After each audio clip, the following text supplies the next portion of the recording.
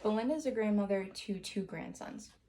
When she was by herself, she was able to provide for herself just fine, but once she gained full custody of both of her grandsons, she realized that when school was out and summer rolled around, she didn't know how she was going to be able to provide for all three of them for all meals every day.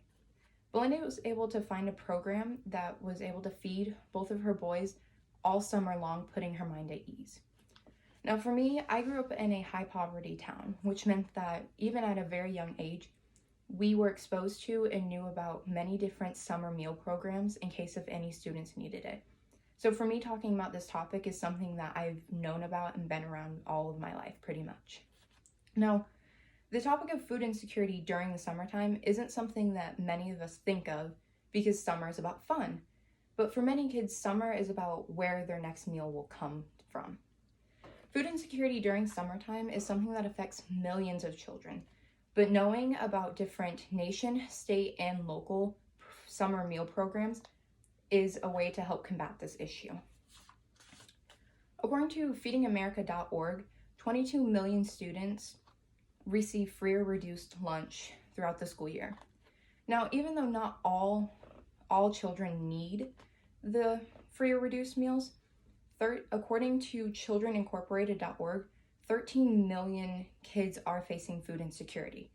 Now, when we combine those numbers, that means that nearly 3 out of 5 students who are receiving free or reduced meals are in need of it since they are facing food insecurity.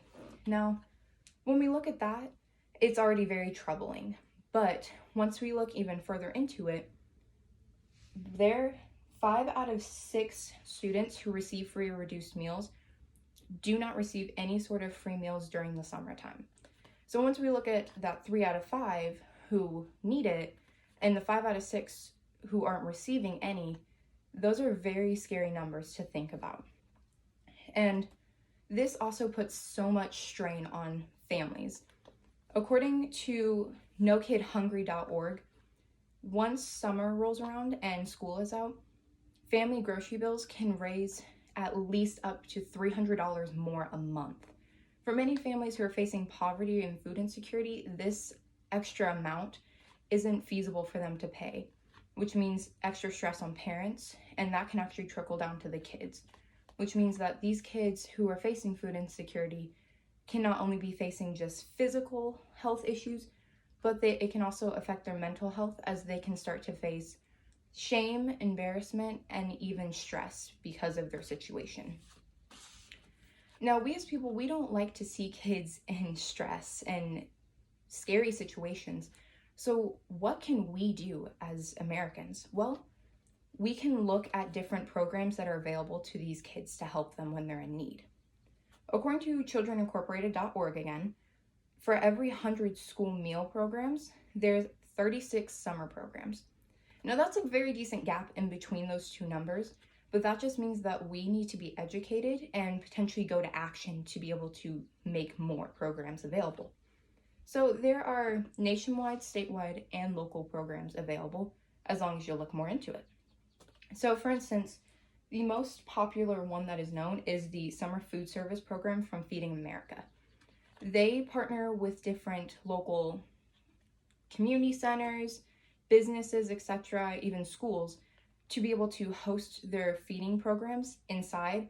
And because of their program, they are actually able to reach close to 4 million students every single summer, which is amazing. And then when we go even statewide and locally, statewide, there's potentiality that some school districts can be giving out free either breakfast or lunch meals for students. So for instance, in my visual, you can actually see a lunch menu that they have posted out there for their kids to be able to actually know what they're going to be eating each day. So that's an option. And then just one specific example for a local option is also the YMCA. According to today.com, the YMCA was able to actually host their summer food program at 2,500 sites that they have. Now, of course, not every community has the YMCA, but many may have local community centers and other businesses that would be able to pitch in to combat this very difficult issue.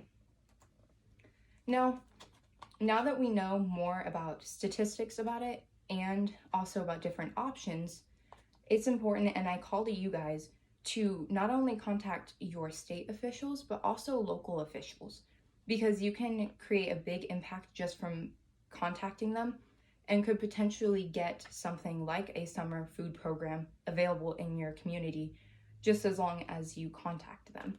And even if you're a little bit hesitant about contacting them, think about Belinda and her 2 grandsons and what would have happened to them if they hadn't been able to go to some sort of food service program during the summertime.